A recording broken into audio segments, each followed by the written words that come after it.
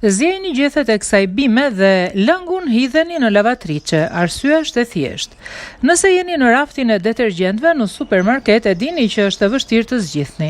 Midis aromave të ndryshme dhe paketimit shumë ngjyrësh, është e vështirë të kuptosh se cili vërtet është më i miri. Hedera për fat të keq mund të konsiderohet si një bimë helmuese. Një larje megjithatë ka veti pastruese që e bëjnë atë një detergjent efektiv pa helmuar asgjë dhe askënd. Miqtë e mjedisit do të jenë të lumtur të mësojnë se ekziston një alternativë natyrore. Marrim gjethet i vendosim në një tenxhere, në të shtojmë ujë të ngrohtë dhe një lugë gjelle me sodë buke.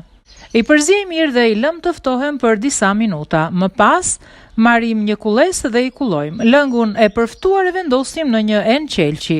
E përziejmë mirë dhe ja ku kemi një pastrues natyral.